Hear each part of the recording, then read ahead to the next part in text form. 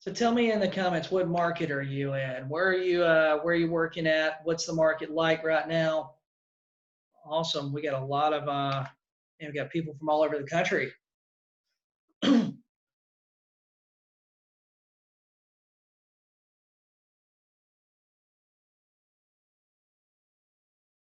Awesome. Awesome. That's great.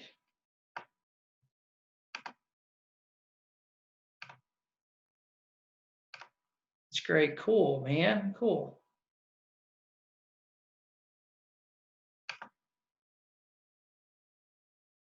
Low inventory, challenging appraisals. Guys, I'm going to tell you guys a secret about appraisals. You know what? I've been doing real estate for 17 years, and when the market's been good, we've had appraisal problems. And guess what? When the market's bad, we also had appraisal problems. So, I mean, there you go. You never figure it out. It's never an exact science. You can't figure out how to make them all work out.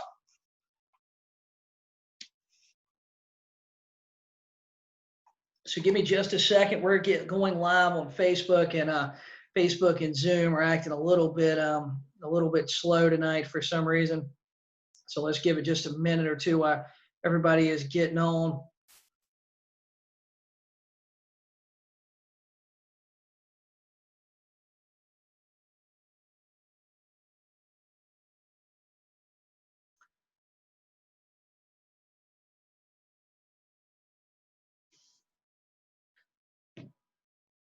Let's see here. Maybe it's not going to go live on Facebook. Maybe it's just going to be us here on Zoom.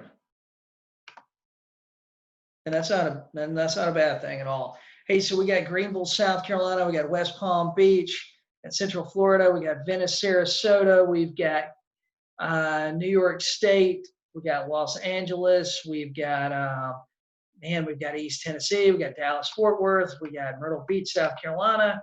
We got we got Miami. We got New Hampshire. We got Dallas. We got other uh, Massachusetts. We got Houston. Man, we got everybody here pretty much, don't we? We pretty much got everybody here. So I tell you guys what, it's not working to go live on Facebook. It's going to be just a second here, and we're just going to get started without these Facebook people, right?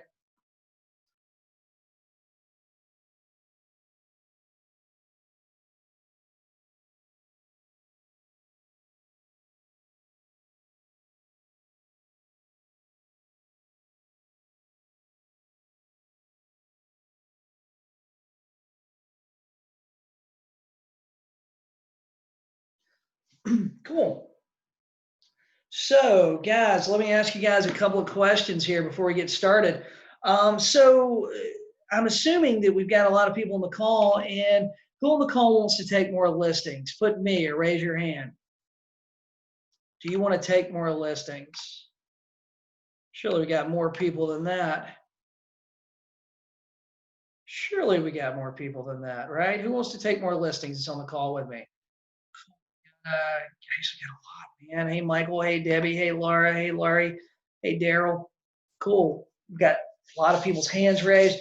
Okay, who wishes there was just an easy roadmap to show you how to take more listings? Who wishes there was one of those? Because I feel like I see a lot of brokers right now, and they're saying, hey, they want their office to take more listings because that's the way they're going to grow their brokerage. However, they don't really have an easy roadmap for you. Have you guys seen that too? Yeah, definitely, Laura. Definitely, Debbie. Yep. So let me ask you this.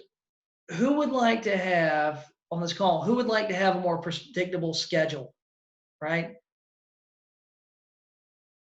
And I should probably say, hey, who on the calls cancel things with their family and friends because they had to go show a property because a buyer was in town and God, they had stuff planned, but they had to cancel date night. They had to cancel the movies. They had to cancel things with their kids.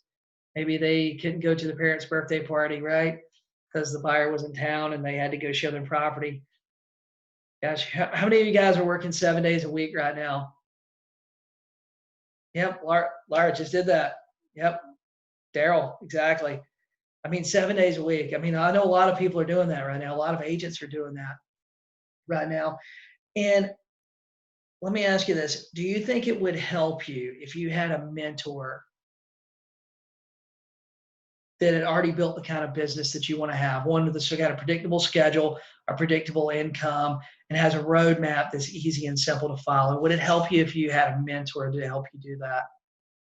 Awesome, Kat. Awesome, Debbie. Yeah, I agree. I agree. You know what? That's one of the biggest things for me that took me from being a brand new agent straight out of college 17 years ago to being in the top 50, having a team being in the top 50 in North America, was looking for those mentors to help me get to the next level. And every time I'd plateau and every time I'd get to a level and feel like I was getting a little stagnant, I would look for another mentor, or I'd look for somebody else, or I'd go back to one of my old mentors and see if they could help me, right? So, guys, one of the reasons why we need to build a listing heavy business, right? Is especially right now. Right now, if you take a listing and it's reasonably priced, it sells, doesn't it? So just about every listing you take is a guaranteed paycheck. And I know there's a lot of you guys on this call that are spending a lot of money on Zillow. You're spending a lot of money on Trulia. You're spending a lot of money on Realtor.com. You're spending a lot of money on Facebook ads, right? And you know what? I'm going to give you guys my story, but I want to tell you first, why should you build a listing heavy business? And the number one reason is if your business is listing heavy and you're not buyer heavy, number one, you're not in reaction mode all day. You're not running around acting like you're crazy. You're going into the office, you're doing what you need to do, and you know what? You're going home. While you're sitting in your pajamas on Saturday or Sunday, you're doing whatever you do, whatever you like to do, watch football or whatever it is, your listings can be shown.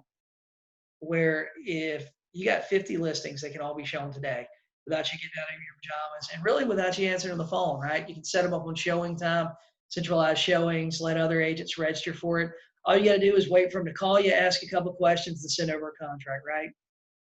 Outside of that, you could literally be anywhere in the world and your listings could get shown. Where if you had 10 qualified buyers, right, you would probably be a miserable person, right? If you had 10 qualified buyers all wanting to see houses this week, how busy and how crazy would your week be? I know there's a lot of people go, but I'd have 10 buyers and I'd show all this property. Dude, anytime I was showing property like that, I was miserable. I was miserable. Worst days of my life are the days where I had like 20 properties to show. It was the worst days for me, I feel like. You know what? I'm stuck in the car. Every now and then you get great clients that you really like, right?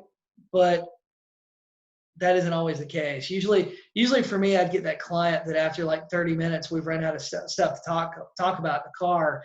And it's just like, God, can I put them out at the next house? Can I just let them drive my car and use my key and I'll just go back home? Yeah, I'd get to the point I didn't even care about the commission sometimes. But so this is my story. So I started 17 years ago selling real estate. I was right out of college. I went to Winthrop University, just south of Charlotte, North Carolina. I finished college on a Monday, and that Wednesday I moved to Myrtle Beach, South Carolina. Now, my idea of selling real estate, we all have this idea when we get started. My idea of selling real estate was I met this woman that sold oceanfront condos.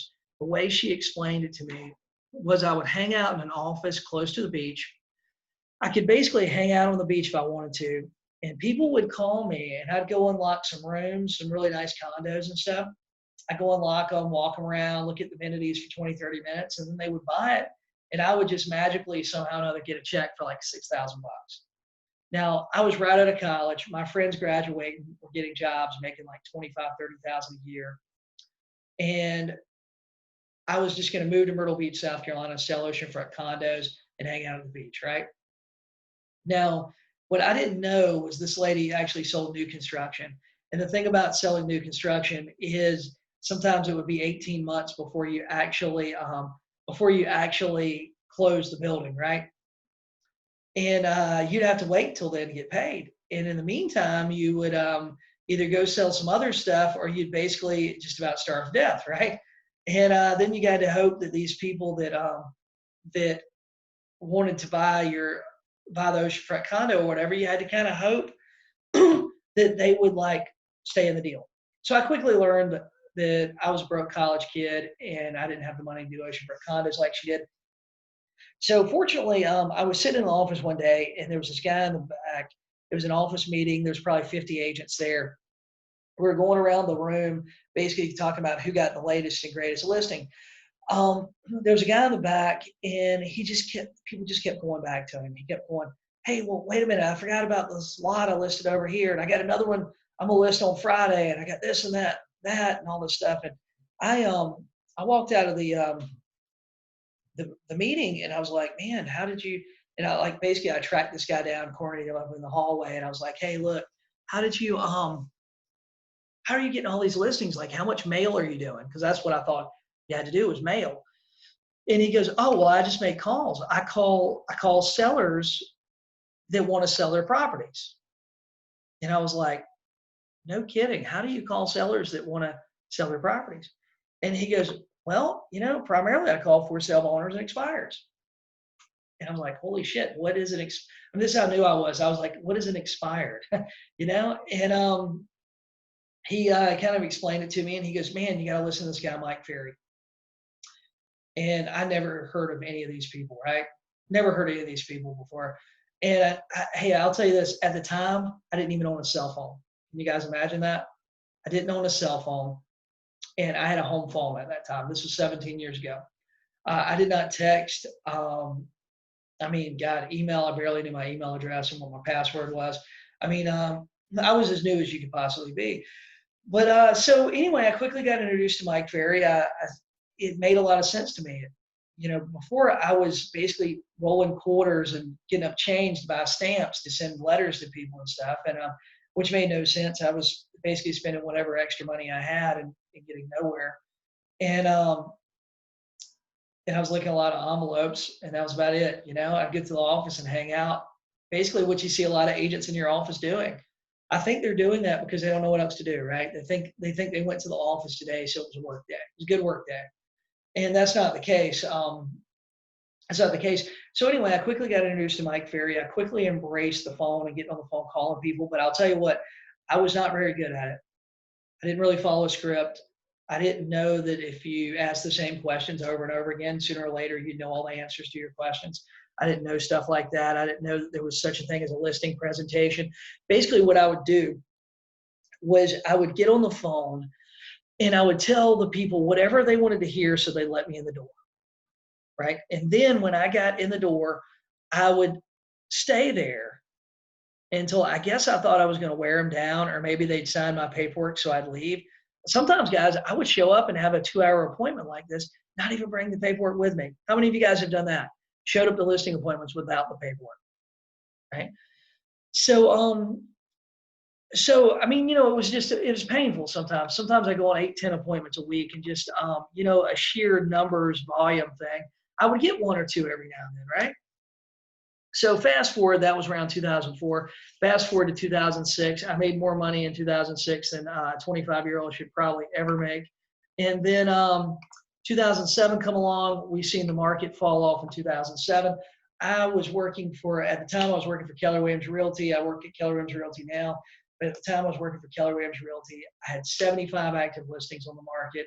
I was I had almost twice as many listings as the number 2 person in my office at the time. And get this, so I went from getting so many calls in a day, I couldn't keep up with all the showings I was getting, to being lucky if I had 2 places get shown on the same day. That's how quick the market dropped off.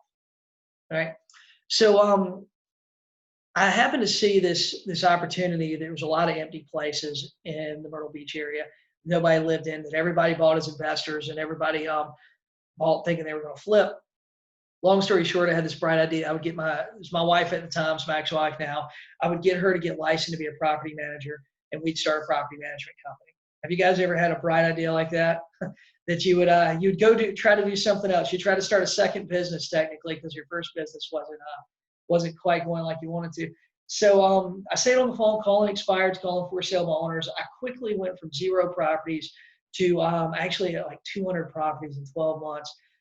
It was painful. I'd get so many keys in the mail, I wouldn't even know where the keys went to or who the people were. I mean, I rapidly got properties. I mean, it was the perfect storm for building a property management company. A horrible market where people couldn't pay their mortgages, but their units were all sitting empty, right? So fast forward another year or two, I was working for Exit Realty. I had a large team. closed a lot of business. We were doing around between leases and sales. Probably I was doing well over 400 transactions a year. And I'll tell you this, I was working 7 days a week. As close to 24 hours a day as possible. Have you guys ever done that? I'm pretty sure I had a stomach ulcer. I remember getting sick one Christmas, but I was too damn busy to be sick. You guys ever been that way? So what ended up happening was I just kept taking over the counter stuff and struggling with the whole thing. And next thing I know, I was really, really sick, right? And but I was too busy to be sick. And I'm pretty sure I had a stomach ulcer. And like a lot of real estate agents, I ended up getting divorced, right? How many of you know how many? I think the real estate industry has an unusually high percentage of divorcees. But I got divorced, and that was probably like a big wake up moment for me, because one thing I realized when I was going through the divorce was I was closing a lot of property, man. I was selling a lot of real estate, but I really wasn't making near as much money as what anybody thought I was making, right? Which was kind of eye-opening to me when I started like looking at things, and I started like getting, these letters talking about what kind of assets were they wanted to split. And I'm going, wait a second, I'm not making that kind of money, guys. I know I'm doing a lot of deals, but I had a tremendous amount of overhead. And I see a lot of agents doing that. They have financially unsustainable systems. They have a listing system that costs them so much money when the paperwork gets signed. They can't afford to list but a couple of properties a month. When they list one, they got to hope it sells before they can list another one. And guys, I wasn't in that position, fortunately, but I've been in that position several times where I did not have a financially sustainable system. So I was tired and I was burnt out and I wanted to quit. How many of you guys wanted to quit? I was tired, I was burnt out, and I wanted to quit. So I rented a place on the ocean. I rented an oceanfront condo, and that's what I did for about 3 or 4 months. I dealt with the business that fell in my lap. The listings I already had, disbanded my team, and I was looking for anything other than real estate to do. Right? I mean, I was even thinking about going back to work at Sears, where I'd worked when I was in college. I mean, I was just so tired of the business that I'd created myself. And that's kind of what I realized. It was, all of a sudden one day it hits me and I said, it isn't the business, it isn't the real estate industry I don't like, it's the business I created for myself. I created this whole thing that put me like on a hamster wheel where I was steady running. And what I realized I needed to do was I needed to look at the parts of my business that I liked, and I need to set standards for myself. I mean, have you guys ever set standards for your business? What kind of buyer you're going to work with, what kind of seller you're going to work with, right? And so that's what I did. I said, well, you know what? I don't really like showing property. So who are the buyers I'm going to work with? And I said, you know what? I'm only going to work with you. I'm only going to go unlock doors for you and show you houses if you're a personal friend or family member, or a referral from a personal friend or family member, or a cash buyer that knows exactly what they want. That was it. Other than that, I'm going to just take listings. Now, I'm going to show you guys, when I decided this, when I made this decision for myself, I'm going to show you guys what my schedule was, and you're not going to believe this. So I would show up to the office around 7:45 a.m., right? 7:45 a.m., 8 a.m. on the phone. Now, around that time, I lived across the street from the beach, and we used to go out a lot and stuff. And I set a rule for myself. Okay, I would make calls from 8 a.m. until 11 a.m. or until I set 2 appointments. I mean, doesn't that seem fair? So sometimes I would get to the office and I would, we stayed out a little too late, maybe drank a couple too many beer or whatever, and I would feel like crap, right? My head would be hurting, I'd be a little hungover. And what I would do is I'd pull out my notebook and I'd go through all the people I've been talking to, following up. And I'd try to knock out those 2 appointments as quick as I could so I could go back home and go to bed. I'd go back to bed. But that was the rule I set for myself. So from 11 a.m. until 12, I did paperwork, got ready for appointments, right? 12 noon, lunch. Then the afternoon, I would set appointments. And guys, let me tell you what I would do that would be really brilliant. I would set appointments for the times that I felt like I was available. And one of the things that I really like to do was I like to set my appointments early. So by 2 or 3 o'clock, I'd be finished with all my appointments. Lots of times I'd be back home at 3 o'clock, home by 3. So, and guys, I done this and I carried 45, 50 listings. Now we're not in a market where we're making $10,000 off everything we sell, but I done this for quite a few years. And I literally created a business that financed and allowed me to live the lifestyle I wanted to live without me killing myself, right? How many of you guys would like to have a schedule like this? Isn't this like, dude, that was super easy. That was super easy, right? So the rest of this call, you guys want me to tell you how to have this schedule and build like some sort of schedule or business like what we're talking about? So what my goal was, I wanted to make $12,000 to $15,000 a month after real estate brokerages and stuff, free fees and all that stuff. I wanted to net in my pocket $12,000 to $15,000 a month, and I wanted to be done by 3, and I didn't want to work on the weekends. Does that sound like you're in real estate sales at all? It actually doesn't sound like we're in the same business sometimes. When I tell other people this around the time, I'll be like, yeah, I like to be home by 3 or 4. They kind of look at me like I was crazy. I remember when I first started dating Laura, she had started selling real estate. And one of the things that she told me, she goes, how do you have so many listings? And she goes, I don't feel like you ever work. And I said, well, I go to the office and make calls. And she goes, well, who do you call? And so I started telling her, what I do. And at first, I don't think she believed me at all because, it is hard to believe when you're a brand new agent or you're an agent that's been in the business, you've been struggling that 7 days a week, 24 hours a day, you're on that sort of schedule. It does seem like this is impossible. But guys, it's not. The hardest thing that we have to deal with as real estate agents is we have to deal with neurotic guilt. We feel guilty when we're not working. For some reason, I don't know why, but this industry that we're in, we actually feel guilty when we're not working. And we feel like we have to have something to fill up that time with. I see agents do it all the time. I'm guilty of doing it myself. But let's talk about this. So where do we get leads from? Right? This is probably one of the biggest questions that I get. Now, there's tons and tons of places to get leads. Now, what I prefer to do, and I think that all of you guys should do this too, is I think you have to subscribe to a service, right? I prefer RedX. If you're in real estate agents that really work, or you're in my group coaching stuff, RedX will give you $150 off the setup fee. And they often have some package deals. They have some stuff. Just give them a call. You can use this link. If you're new signing up, you can use this link, and it actually waives the $150 setup fee. But now, what I prefer to call, guys, I hear people say, oh, well, you're cold calling. You're cold calling. Guys, I'm not a cold caller. I'm not a cold caller, right? I don't like to call like random people. And the reason being is I like to call people that I think want to sell their house. Now, I've got this weird idea that I think people want to sell their house. The reason they want to sell it is because they have a problem. They're moving up, they're moving down, they're moving sideways, they're moving backwards, they can't afford it, whatever it is, they need to buy a second home, whatever, right? But usually they've got something they want to do, and they think that selling that house is going to fix that problem. I don't believe that couples go and walk around at Home Depot on Saturday and say, hey, honey, I think we're going to buy one of these red and white signs, stick it up in the front yard, and if somebody comes along and buys the house, we'll see what they're doing on the other side of town. I don't really believe people do that. I think that they're actually buying that sign because they have a problem and they think selling that house is going to fix that problem. That's what I believe, right? So I've often picked lead types that I felt like I knew they had a problem, right?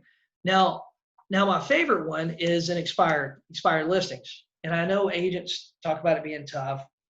And I wrote a book called How to Be an Expired Master. It's on MLS. We talk about this a lot in my group coaching here lately, especially expireds, because I think there's a lot of opportunity because number one, there's not many expireds. So not many agents are calling them. They're going, oh, well, you don't get but 1 or 2 a day. But here's the thing, like there's so many agents saying you don't get but 1 or 2 a day that the amount of call volume to expireds has went down dramatically in every market. I was talking with the guys from RedX about this just a couple of days ago. We were looking at Storm Dialer's features, and they've got a new package with Storm Dialer. They actually have a trial version that's a little bit cheaper than the single line dialer that you can try out. And we were looking at it, and they were showing me all the features on it and stuff, and how it differed from the one line dialer. And we were talking about the call volume to expireds going down because a lot of agents just think there's too much competition. But in reality, competition for them is going down, which is crazy. But I like this. They understand the value of using an agent. They've already been on the market. They wanted to sell their house. Maybe it was 6 months ago. Maybe it was 12 months ago. And guys, if you're in these hot markets, I think you need to go back 12, 24, maybe even 36 months and start calling these expired listings, right? I think you need to do that. Now, for sale by owners, these are top 1 and 2 lead sources that I've used for 17 years. Yep. And guys, I think calling for sale by owners, I think as long as you have a system, right? And that's what this is about. This is about scripts and systems, doing the same thing over and over. If you use the same script over and over, if you use the same presentation over and over again, what you're going to do is you're going to learn how people respond to those scripts. You're going to learn how people respond to that presentation. Then you're going to be able to adjust it to be able to convert more. If you're just showing up, if you're just getting on the phone saying whatever you want to, you're showing up at their house saying whatever you want to, then the problem is going to be that you never ask the same question enough or have the same conversation enough to know how the other person's going to respond. But I like the expireds. I think you should get the expireds for $60 a month, $2 a day. You cannot afford to try to look these up yourself.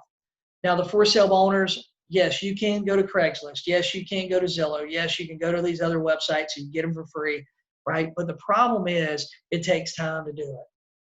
So now if you guys are like me, nowadays I have other stuff going on. I train real estate agents. I buy rental property. I do all this stuff, right?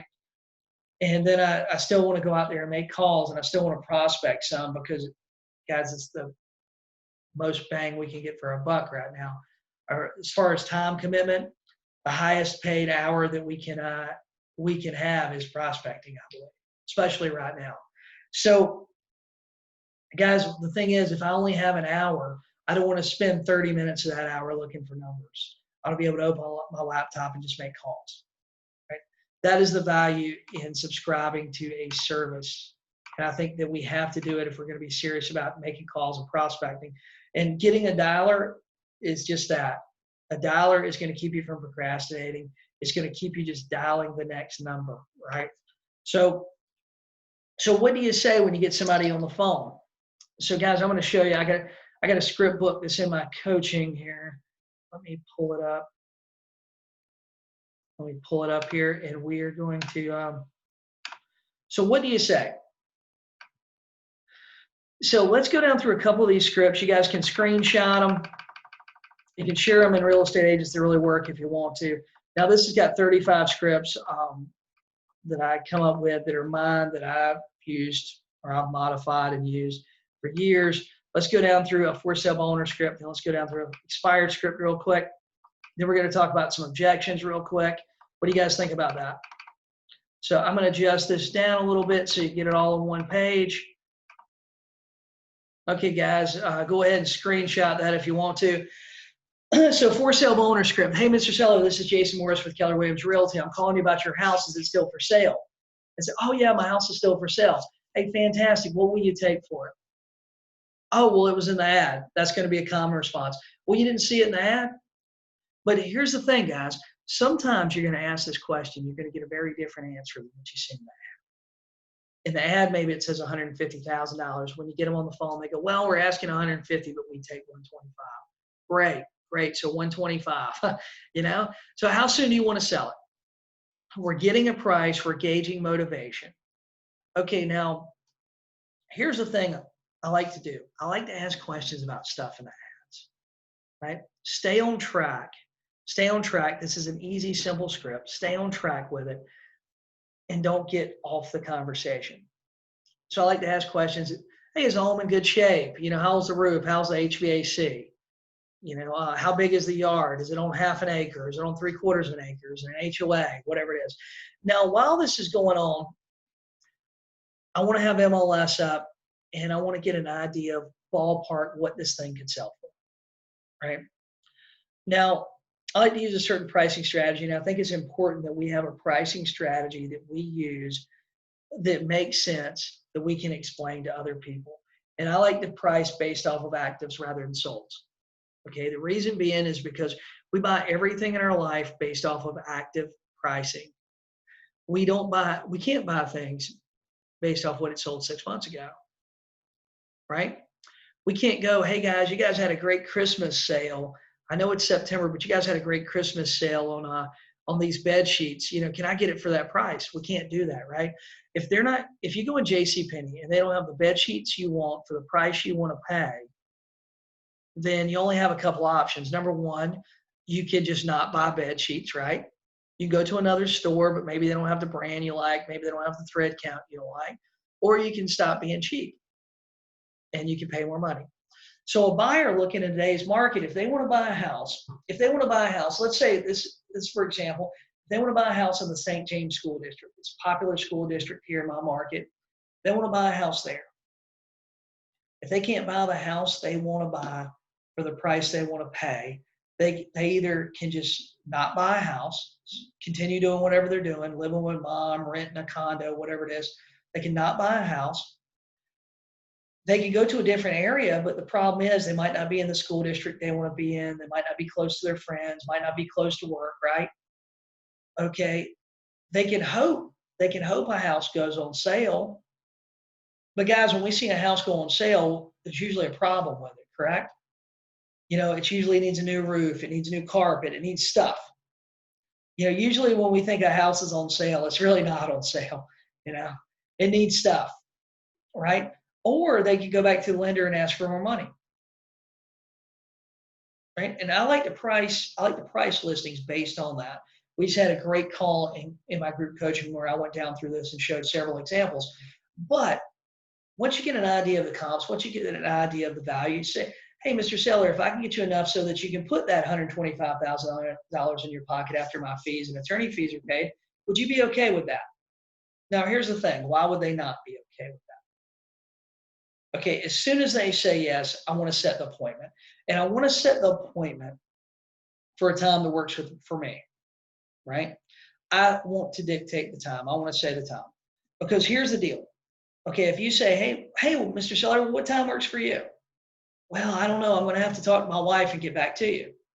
Okay, you kind of left the question open-ended. Where if you say, well, hey, Mr. Seller, I'd like to take a look at your house. Will you be home at 2 o'clock today?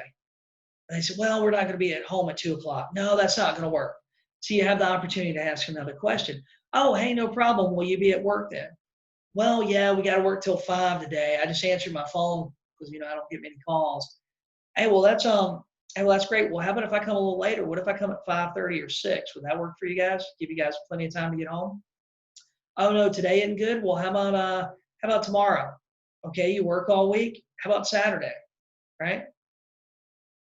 How about Saturday? Now, I'll tell you guys something, and this is kind of a bonus thing. I didn't plan on talking about this, but I just done it.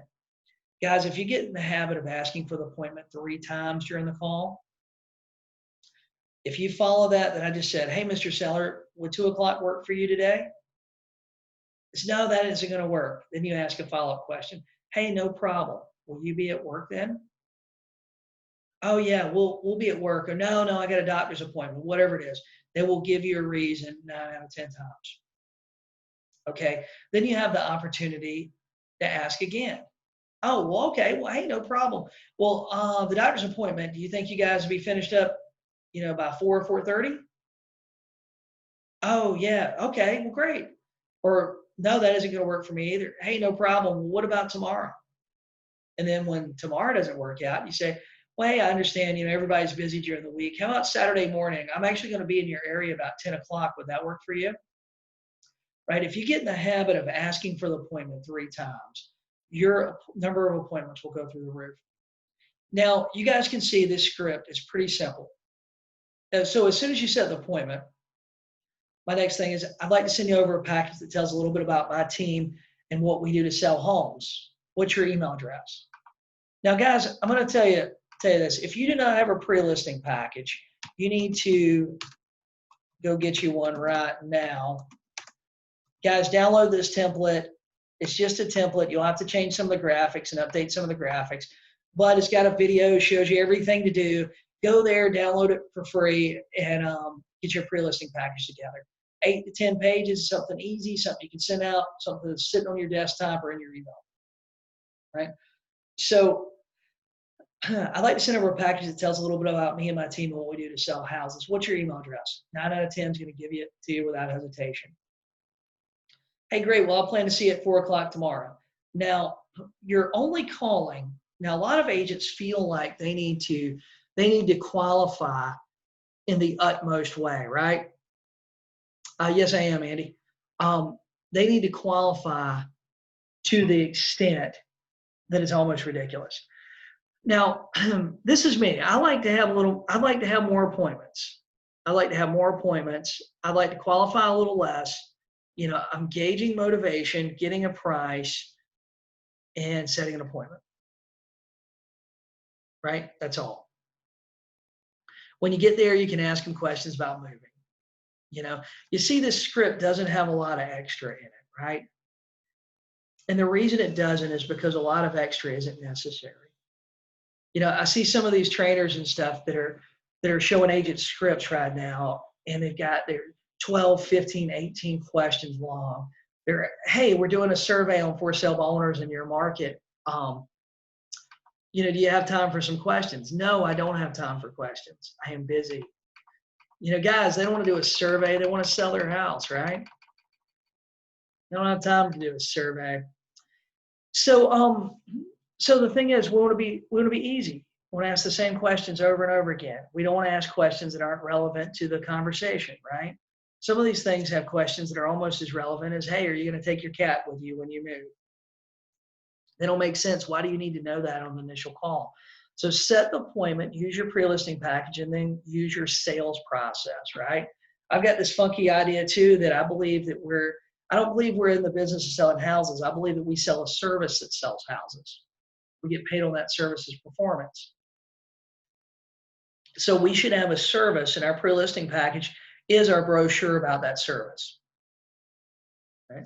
So expire script, you got to screenshot this one too. Hey guys, if you want to share these in real estate agents that really work for me, screenshot this one, share it in there, say that you got it from the night's webinar and how they should have been on the webinar with us, right? Hey, Mr. Seller, this is Jason Morris with Keller Williams Realty. You still want to sell your house at 123 Main Street? Oh, yes, you do? Great. How much will you take for it? $125,000 for it. Hey, fantastic. I saw you had it on the market. Why do you think it didn't sell? So, now here's the thing. This is the number one reason we want to ask this question. Because we want them to talk trash about their other agent. The more they talk trash about their other agent, the more likely you are to list their house. I don't know why, but that's the way it seems like it works. Hey, well, I've been doing some research. I believe I know why your old agent didn't sell it. How soon do you want to get rid of the place? Well, we wanted to sell it 6 months ago. Hey, I understand. Yeah, I see. I'm looking at MLS right now. So this home's a 3-bedroom, 2-bath with a garage. You know, ask some questions directly from MLS. Hey, fantastic. Will you be home this afternoon? Set the appointment. See, guys, this is where agents mess up too. You need to set the appointment as soon as you can. You don't want to set the appointment today to go to their house on Thursday, right? We don't want to set the appointment on Monday to go on Friday.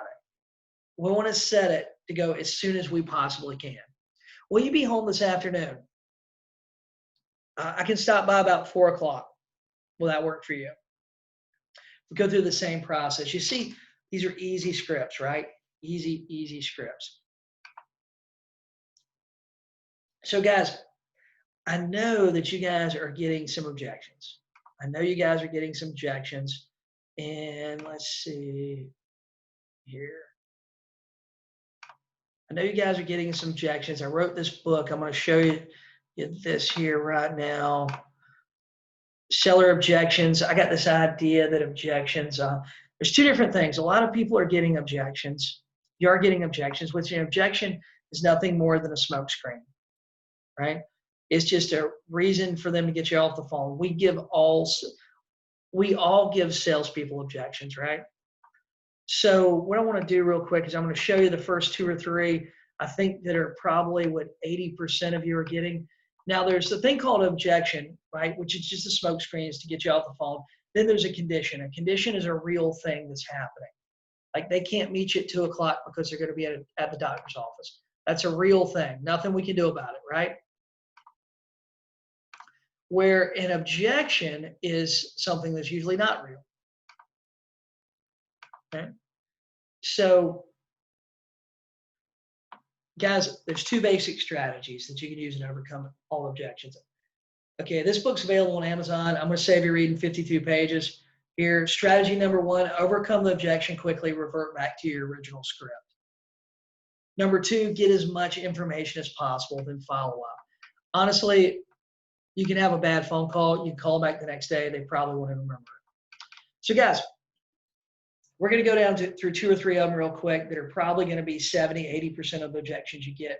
And guys, think about this. If you guys started making calls and you guys start role playing and you start writing down the objections you're getting on the phone or the things you believe that are objections, and then you went back and you picked out the 2 to 4 that you get like 80% of the time, and you started practicing those every day, started practicing with a role play partner, you're in my group coaching, you're asking me how to overcome these objections, and then you start practicing that every day. How would that change your business? If you practice the top 3 objections you get, and you practice those every day, practice overcoming them. How much would that change your conversations and how much would that change your business, right?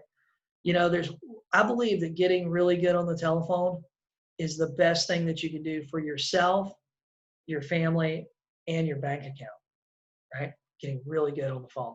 So we're not ready to list our house. Now, this is nothing more than just a smoke screen to get you off the phone. I'd focus the conversation on selling their house, right? They want to talk about selling their house rather than listing their house, right? A lot of agents say listing over and over and over again. Nobody wants to list their house. They want to sell their house. Zig Ziglar used to say, nobody wants to buy drill bits. What they need is a hole. And this is the same thing. So here we go. We're not ready to list our house. Hey, no problem. You do want to sell your house though, correct? Oh, yeah, we want to sell our house. Hey, fantastic. Well, how was the roof on the house? Revert back to the original script, right? Answer the question, move forward with your script. A lot of agents that get that objection, then they get really, really hung up on it. Right, here's another good one. We don't want to pay a real estate commission. Raise your hand if you ever got this one. We don't want to pay a real estate commission. So here's the deal. We don't want to pay a real estate commission. Hey, no problem, but you do want to sell your house, right? Yeah, we want to sell our house. Hey, fantastic. Well, how was the roof on that house? Hey, I was looking here at your ad and blah, blah, blah, blah, blah. Ask another question. Continue your script forward. You do still want to sell your house, correct? Fantastic, right?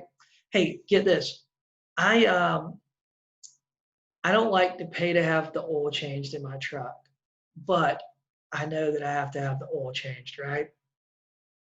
I don't like to go to the doctor, but sometimes when I'm sick, I know I need a prescription, right? So I go to the doctor. There's a lot of things that we don't really want to do, but we kind of have to do to get the thing we want. And a lot of these people that you're working with, the number of your clients that have actually done a transaction in the last, say, 3 to 5 years is probably very slim. Maybe they bought a house, but they probably haven't sold a house. The number that have actually done 2, 3, 4, 5 transactions in the last year or two, I bet it's so low. I bet it's like a fraction of 1%. You know, I've got one client that I've done a couple hundred transactions with. And this guy is a really good friend of mine. We've done a lot of business together. But get this. And you know what? I've got actually 2 of those. I got 2 guys I've done a lot of business like that together with. But the thing is, that's super rare. That's super rare. Like I've got lucky in meeting both of those, right? Yeah, if you go to court, you want to get an attorney. Right? If you have a legal problem, yeah, you don't want to hire an attorney. You don't want to pay an attorney, but you want to get rid of that problem, right? Same deal. Same deal, Andy. So we will pay you 3% if you bring a buyer.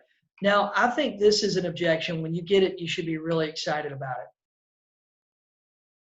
Laura, it works. If you start doing this with objections, it works. Ask another question, answer it really quick, revert back to your script. So now this objection here, this is when I feel like you even see it on Craigslist ads. You even see for sale by owners putting it on there, right? when you see it on a for sale by owner ad, you should get excited about calling that person.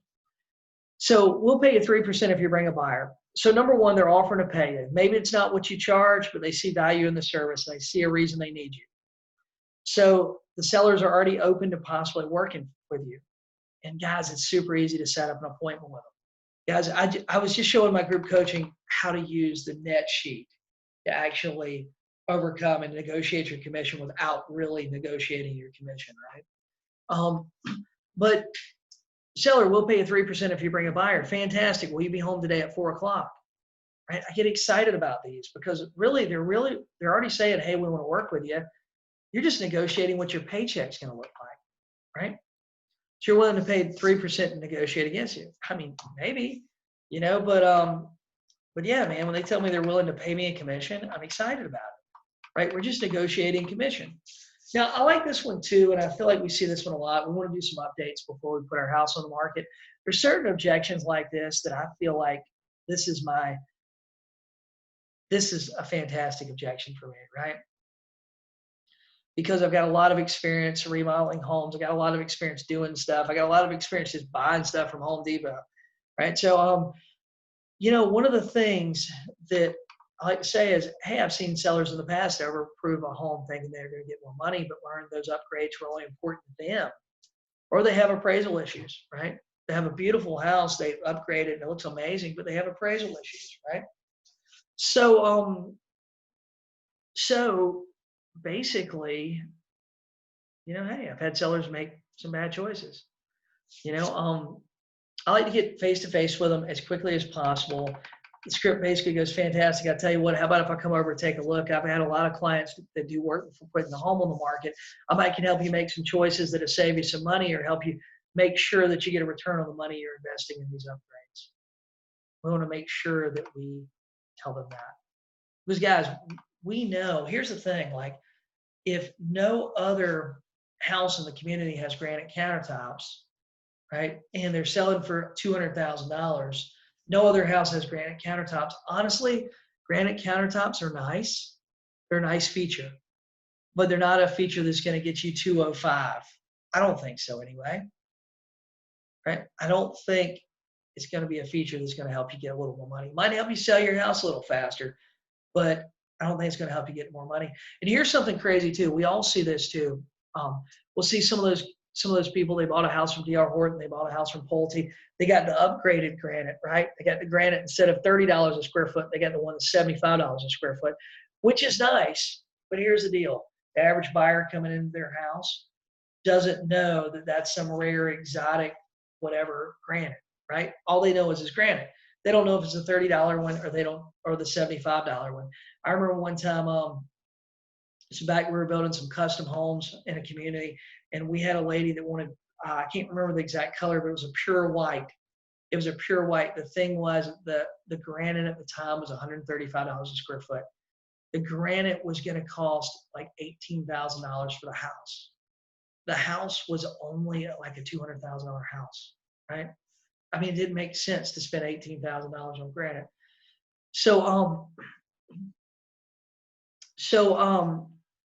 I said, I had 3 for sale by owner last week with these 3%ers, but each have been way overpriced. Still went and talked with them and left my info. I just keep following up. I don't do a net sheet next time. When you look at pricing strategy, I'll tell you guys, when you look at pricing strategy, and maybe we can do another call on one day on pricing strategy. I just did that with my group coaching. But sometimes when we're looking at solds, Laura, we're going to be pricing behind the 8 ball. And right now with such low inventory, there's a lot of opportunity that maybe you can list a little bit higher and you do a net sheet, you can work in the 6%. And there's a whole strategy behind doing that. So Zach asked, would the script be much different for cold calling if you're looking for listings in a specific neighborhood? You know what, if you're looking for a listing in a specific neighborhood, looking for listings in a specific neighborhood, you're going to be using more of like a GeoLeads product from RedX. And I've got some scripts, man. I know you're in my group coaching. If you look, the script book's in there, and we got some circle calling scripts for just listed, just sold, just pending, after an open house. We got a cold calling script. There's a lot of good stuff in there, man, but it's a little bit different strategy when you're doing that. When you're doing that, let's see, I'm going to stop the share. We're going to go back to my slides. So guys, we just talked about what do you say when you get somebody on the phone. So what happens when you actually set an appointment? Right now, we're going to go through this kind of quick, and I'm going to give you a framework. You need a system that you're using over and over. Whatever you're doing, make sure when you're going on the appointments, you're doing the same thing over and over. And that's what I teach in my group coaching too, is a system that you can go over and over with. You can use over and over with. Now, I believe the appointment and the listing appointment actually starts before you actually get to the house. So I believe we got to set ourselves up to win. So we have to have a call. We have to have a call, and we have to have a process that flows through. I see a lot of agents that use a script. They'll have a pre-listing package. They have this crazy thing that they do when they get to the house, and none of it actually works together. But I'll tell you what, the stuff that I do works together, and I've listed a lot of houses with it. So number one, send the pre-listing package. I will tell you guys, if you just work on getting pre-listing packages into as many hands as possible, as many sellers' hands as possible, I promise you, you will list houses just from that, right? Because 99% of the agents out there do not have a pre-listing package or anything to send a seller that talks about them, their service, and what they do to sell homes. If you have just this one thing, I guarantee you, it will do amazing things for your business. Okay, number two, show up early. 3, tour the house. Okay, so I see a lot of agents that tour the house, and I think they do it all wrong. What they do is they think that they're showing up, and they think they're at the listing appointment to make friends. And sorry if I'm offending you by saying that. It's great to be friends with your clients. Every now and then you meet somebody that you end up hitting it off with and become really good friends with. I got some great people I'm friends with that I listed their houses, and that's how we originally met. But here's the truth of it. The only reason you're at their house is because it's your job. Your job is to list houses. The only reason they have you at their house is because they want to sell their house, right? Same as the doctor's office, right? We got some neighbors that are doctors. Okay, here's the thing. If I wanted to just chat with them and go hang out with them, I'd go knock on the door or see them out in their yard and wave to them and walk over, right? Now, they're not at their office, though, to hang out. And I'm not going to go to their office with a cold for a social visit, right? I'm only there because I have a sore throat. The only reason they're there is because they fix sore throats. Same sort of idea, right? We're not going to our attorney's office and hanging out at our attorney's office just because, hey, it's air conditioned and they have cucumber water or whatever, right? We're not doing that. We're going there because we have a problem, and our attorney is meeting us because we have a problem and they fix problems, right? The only reason you're showing up to a house that's for sale is because your job is to sell houses. The only reason they're allowing you in their house is because you got a house they want to sell, right? And they think that for whatever reason you might can sell it for them. So when you're touring the house, you want to make sure it's quick. Average house, 10 minutes, right? Walk through the house, point out anything that you think is going to be an issue. Now, I see a lot of agents do this. They point out things that are going to be an issue, but they point out things and they don't have a solution for it. I'll tell you this, guys, get really good at being a problem solver when you're at these appointments. If they have a problem, if you're walking through the house, carpet looks bad. Hey guys, the carpet looks a little dirty here. Are you guys, would you guys like to try to clean it and see if we can save it, or do you guys want to offer a credit for it? Right? Believe it or not, there's a lot of sellers out there that, yeah, the flooring looks bad in their house. Yeah, their house needs to be painted. But the problem is they don't really have time to do it themselves, and they can't afford to pay somebody to do it. That's the truth, right? So tour the house. Anything you see that's a problem, mention the problem and offer a solution. Hey guys, I see there's a spot on the ceiling in the second bedroom. Did you guys have a water leak? Oh, great, it got fixed. The roof got fixed. Great. You think we could touch up that spot? Right? Easy stuff, right? Tour the house real quick. Now, at the end of the tour, I try to let this not take longer than 10 to 15 minutes. At the end of the tour, what I'd like to say is, hey, Mr. and Mrs. Seller, I do a lot of research before I come on these appointments. Can we sit at your kitchen table? I'd like to show you what I found. Now, for me, it's always the kitchen table. I like to sit at the same place every single time. And the reason being is because I'm comfortable sitting at the kitchen table, right? I'm not comfortable going over paperwork, sitting on the couch and trying to hand it across another person, over the coffee table or whatever. I'm not comfortable with that. But I'm really comfortable sitting at the end of the table and having the wife on one side and the husband on the other, or whoever the owners are. And so guys, the first thing I want to go over is I want to go over comps. And guys, I have a specific way that I'm pulling comps and I'm doing my pricing strategy, right? Number 5, net sheet. I promise you guys, if you start using a net sheet at your listing appointments, go through the comparables, show them where their house, hey, if we list your house at $50,000, this is how it's going to stack up against what else is available. This is what the competition looks like. A buyer looking today that's serious, that's going to buy in the next 30 to 60 days, this is what they have to look at, right? Hey guys, let's look at this and put all the pluses in there. Put all the pluses and minuses. Hey guys, you want 150,000 for your house. The one right next door to you that's the same color, has the same bushes out front, the exact same floor plan, the exact same view off the back porch, right? Is priced at 150,000. Now we could price yours at 150,000 too, but they have a new roof and you don't. More than likely, we might have to wait till theirs goes under contract before yours sells. Right? It's a strategy, pricing strategy, right? So we need to have a strategy, right? I teach this in my group coaching. So we want to also use a net sheet. I promise you, if you use a net sheet and use it correctly, it's going to do wonderful things for negotiating commission or getting paid your commission without having to negotiate much, right? So net sheet, then guys, paperwork. Now, I know that some of you guys are looking at this right now going, well, what about the marketing presentation? What about that? I like to do the marketing presentation. I got 75 full color pages and a slideshow, and I got a video. It takes me 3 hours to go through it. I know some of you guys are thinking that right now. But here's the thing, guys. If you have a pre-listing package, when you show up, they kind of already know about you. They know about you. They know about the company you work for. They know how to market homes. And guys, if you go to these appointments and you go through the same process every single time, one of the things you're going to notice is just like making calls.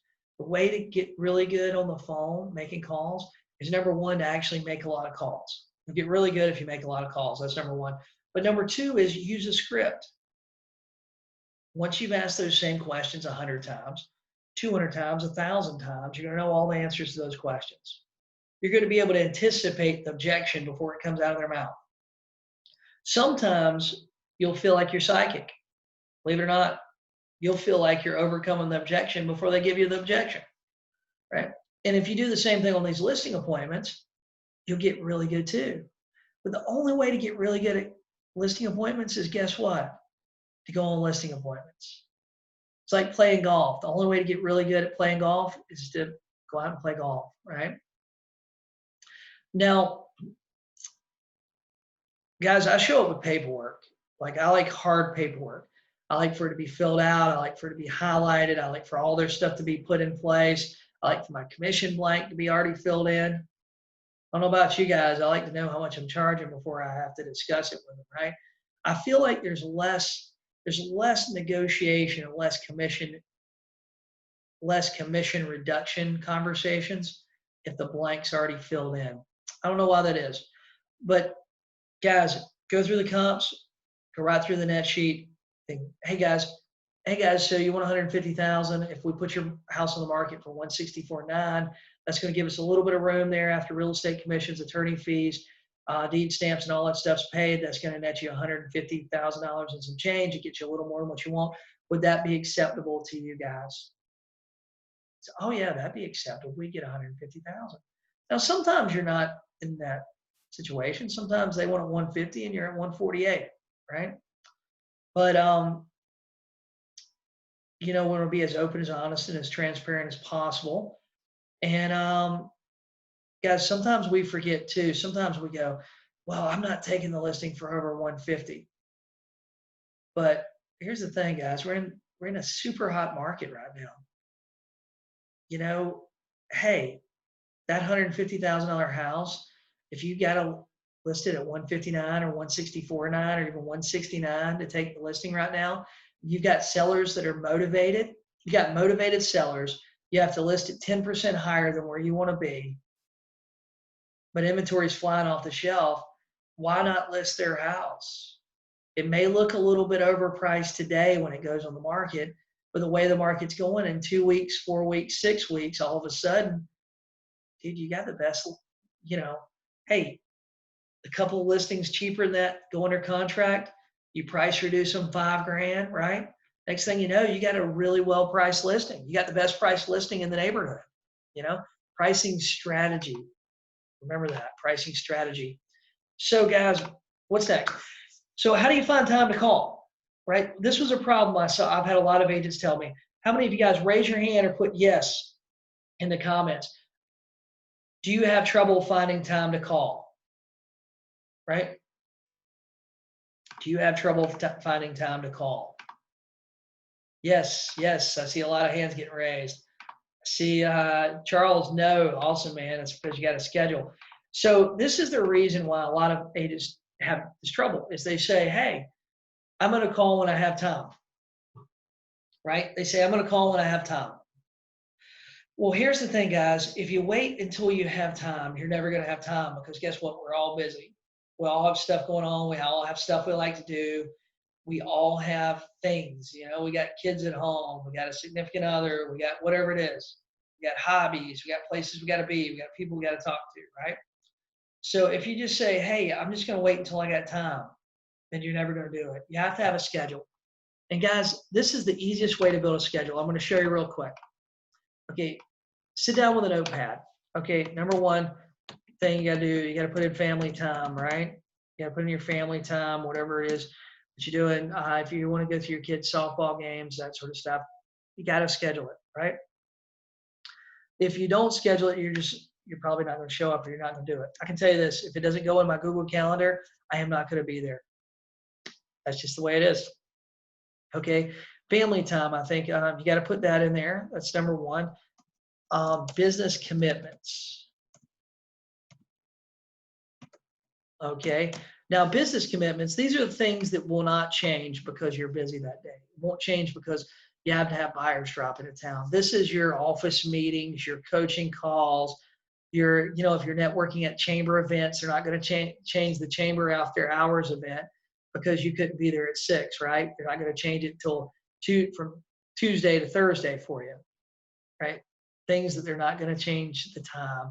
They're related to your business. Like I got to do some continuing education this month, right? I got 2 weeks to do it. Waited to the last minute. They're not going to change my due date for continuing education because I've wasted time, right? I got to do it. I got to put it in my schedule. Okay, then number 3, prospecting. We have to schedule the time to do it. Now, I prefer to do it in the morning. I prefer to do it in the morning and start at 8 o'clock.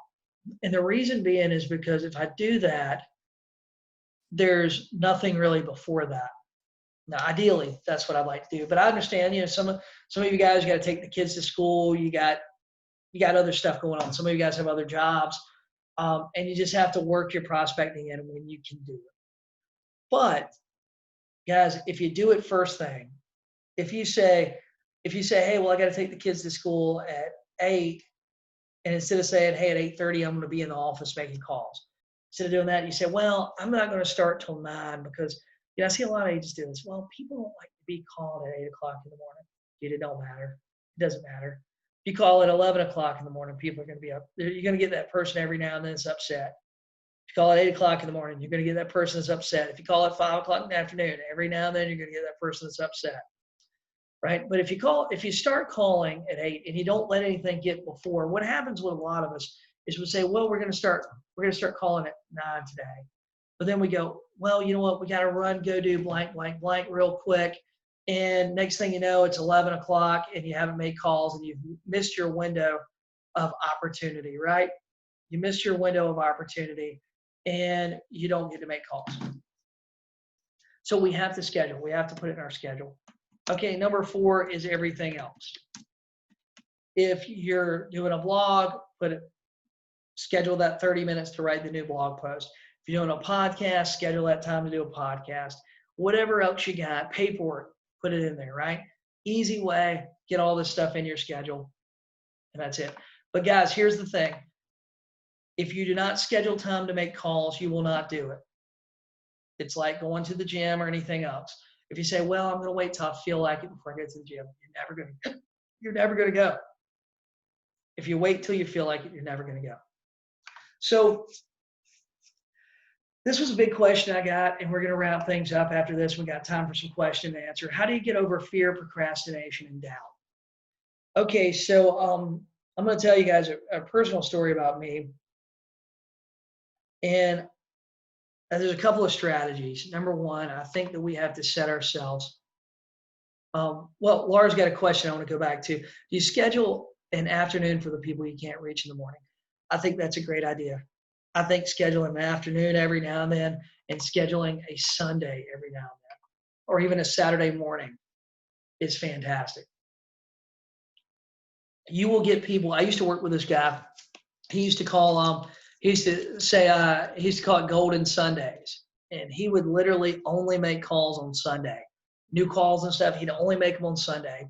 He followed people during their week, but he didn't really make a lot of calls on the week. It was primarily on Sunday, and he would set appointments all week, and he'd take a listing or two a week. And I mean, the guy made a lot of money, and he only made calls on Sundays. He said Sunday was the day where he could get everybody on the phone. And I mean, you know what? Sundays are a great day to make calls. Especially Sunday afternoon, you'll get a lot of people that you wouldn't get during the week, that they're just kind of home hanging out and kind of getting ready for things.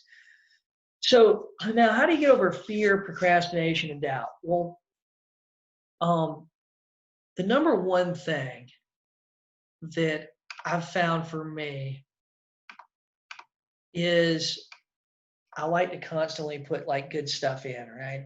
I like to listen to motivational material.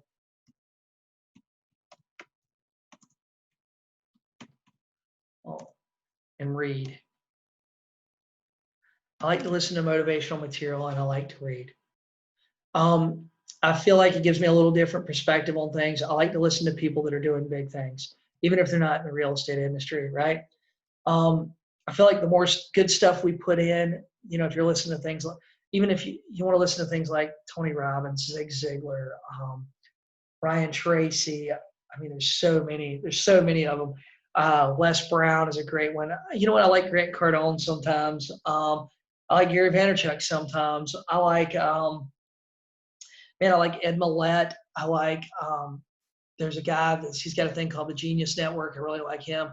I like James Altucher. James Altucher has a thing called Side Gig Friday or something like that, where they talk to these people that are doing like different stuff and they're making tons of money. And it always like motivates me when I listen to that stuff, right? It keeps me going. So now that's one thing I feel like that really, really helps me. Now, two is having a process. Now, having a process for me and knowing how that process is going to go helps me get over fear, right? The more educated we are about something, the less we're going to fear it. You know, like I'll tell you guys this, 5-6 months ago, coronavirus, we thought you got it, you just died, right? Now, 5 months later, we know a lot more about it. We're actually seeing, you know, real information in the news. We're seeing the CDC's numbers wasn't exactly what they were. We're all a lot more educated on the coronavirus, right? So the fear of getting it and the fear of having it, I feel like, for me, at least in my area, has went away. And I think that a lot of that is because we become more educated on the process, or educated on the virus, and we have a process now for it, right? People know what works and doesn't work. I feel like the more we make calls, the more we follow a process, the more we follow a script, the more we follow a canned presentation or listing appointment script, the more we do that, the less we're going to fear it. Right? I think that having a process gives us a lot of confidence. And that's one thing I do in my group coaching is I give you a process to follow. Now, number three, I am a big believer that we are that the five people, or at least the 2 or 3 people that you talk to the most, have a big influence on what you do and what you think about, right? So I'm a big believer in this. And I was just telling somebody the other day, I said, you know what?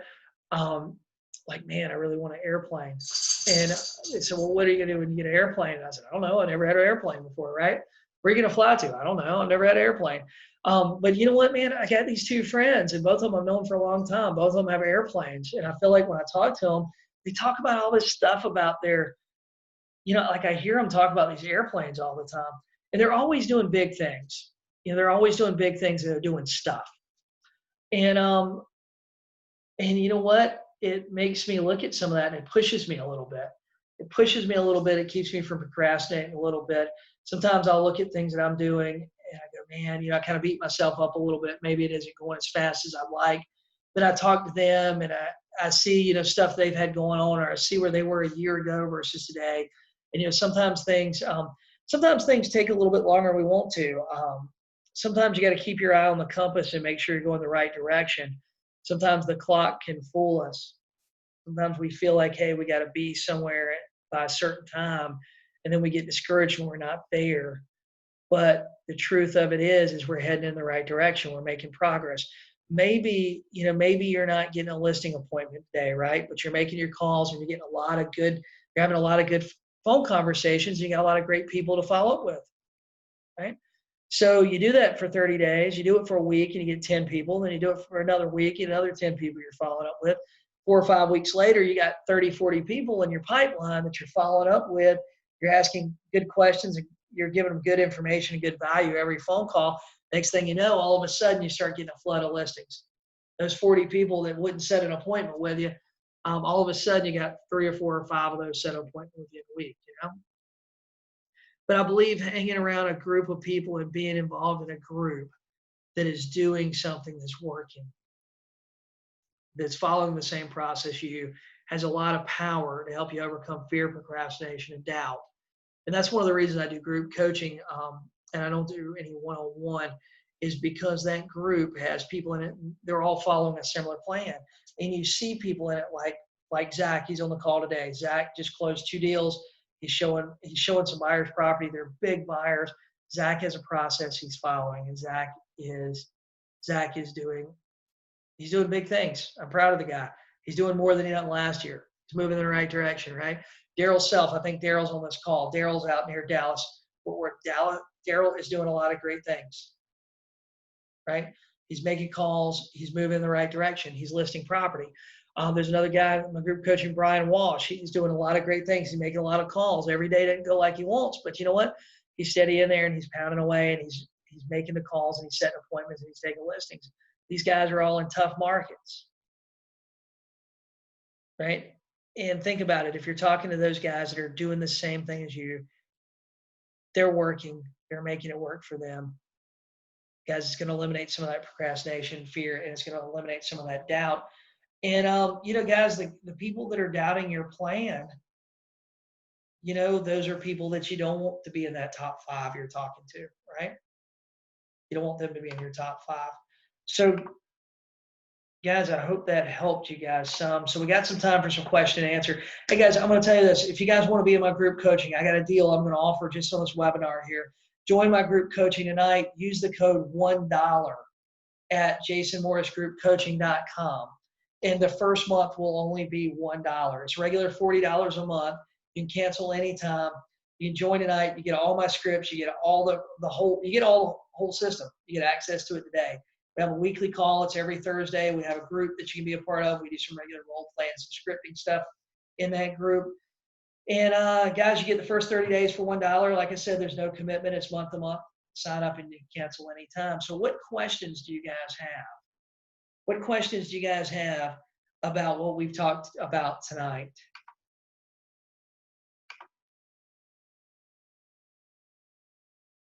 What questions do you have? Do you have any questions about expireds? Do you have any questions about for sale owners?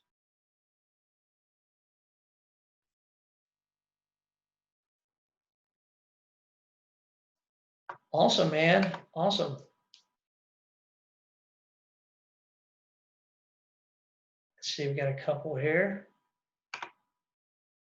How about for rent by owners? Bill, man, that's a great question. You know what? For rent by owners, I think, is a great lead source. Now, I'm going to tell you, I think the rental market is on fire all over the country. So I think that the odds of you listing one on the first call are very slim, but the odds of you listing one on any call, first call, is very slim, right? The for rent by owner game is one that you know what, you got to have a conversation with them, send over your pre-listing package. And there's two things that you know. Number one is that most leases are only 12 months, only last 12 months. That's number one. And the second thing is that, you know, if the lease doesn't end, they're probably going to have a tenant problem within that 12 months. So the for rent by owner game for me has been a follow-up one. But guys, get this, man. If you start adding 1 to 2 for rent by owners to your database a day, you know, so that's 30, 45 a month, 50 a month. You do that for a year, you know, guys, next thing you know, you got 6, 7, 800 people in your for rent by owner farm, and you're following up with them. You're sending them regular emails. You're calling them every 45, 60 days, right? You're touching base with them, asking about the tenants. You're keeping them updated on what's going on in their neighborhood and in the market, right? It might take you 4 or 5 months, might take you 6 months, but next thing you know, you're going to start getting 1 or 2 of those a month, right? It's just it's another system, and it's another iron you put in the fire. So, Charles, any other gems to give the prospects you see? You know what? I like to keep it simple, man. Keep the appointment 20, 30 minutes. You're only there really to talk about their house being for sale. You know, keep the conversation, you know, on target. I see a lot of agents don't do that, and one of the things that happens is they get off base, right? And they have conversations that aren't necessarily conversations that is congruent to the path you want to take, or congruent to the business and service you're offering, right?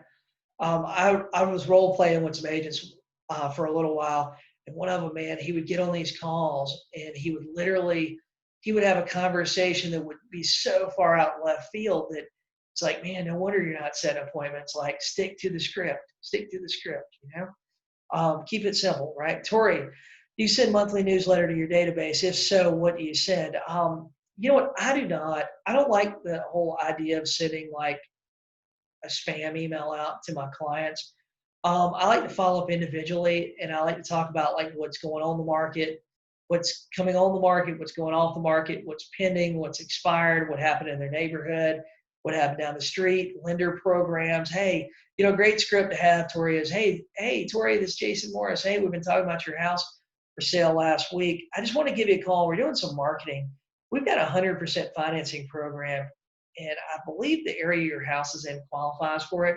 And we've been doing a lot of marketing and having a lot of success with that program. It's based on the area, and what I'm talking about is USDA. It's a USDA program. It's 105% financing, actually. They can roll closing costs into it. And we've been having a lot of success with that program. In our marketing with those houses, would you like your home to be included in our marketing?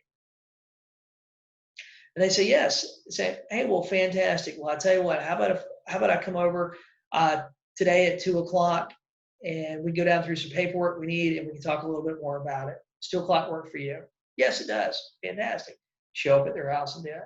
So I like to follow up on an individual basis based on the needs of the people, right? So I hope that helps, Tori. So Kat, I'm working specifically for 5 million expired listings and up. I'm mentally much more anxious calling these people because of how expensive the home is. Anything I can do to combat this mentality? Is there a different process for these expireds? You know, not really. Man, that's a big number. I don't think many people are doing that, calling expireds. You know what? I'll be straight up with you. We're not doing that in my market. We don't have many $5 million homes. But I mean, I'll tell you what, the process is similar. You're in LA. So what I would do to overcome that is I would look at my morning rituals. And one thing that's helped me in the past is having that playlist that you play like as soon as you get in the car, right? I feel like music can change our state rapidly. You know, we listen to that song from high school, it puts us in that same state, that same frame of mind that we had, you know, back in 9th grade, right? Aerosmith, I'll tell you what, Aerosmith has a song called I'm Crying. I remember that song when I was in high school being played on the radio. And every time I hear it, it makes me think of that, right? And we all have those songs that we hear that song and it puts us right back in the same place and right back in the same frame of mind. But then we have these songs that, make us happy and make us feel real good, right? Gosh, I can't think of what the name of it is, but Train has an album that's really, really super upbeat. Train has a lot of good songs that's like super upbeat, make me feel happy, right? And Black Eyed Peas is another one. I mean, there's a bunch of them. But what if you took and you created a ritual for yourself, Kat, where like, hey, you went through the same thing every morning. Maybe you got up, you listened to something motivational, you made your coffee, you got in your car, you put in this 5-song playlist that's going to get you to the office. You sing along with it, and when you walk in your office, you feel amazing because you just listened to those 5 songs, those 3 songs that make you feel really great, and you immediately sit down and you start making calls. Right? You set up your system where you're in like this fantastic mindset, right? You got your fight songs, right? The same songs, with boxers and MMA people, they all come out to a fight song that's going to pump them up. What if we done that same thing? As crazy as it sounds, what if we done that same thing before we got on the phone and calling expires, right? I mean, that's a strategy that's worked really, really well for me. And if you're using Red X's Storm Dialer, I'll tell you guys a secret. You can play YouTube in the background, and when Storm Dialer, when somebody answers, YouTube automatically lowers its volume. So and it works on my computer. I'm assuming it works on everybody else's.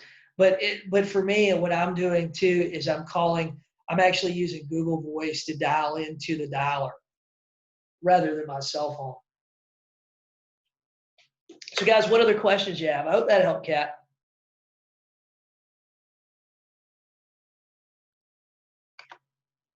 Awesome, guys. Well, guys, it's I went a little over my time. I think I said an hour. I think we've been about an hour and a half. Appreciate you guys being on the call with me.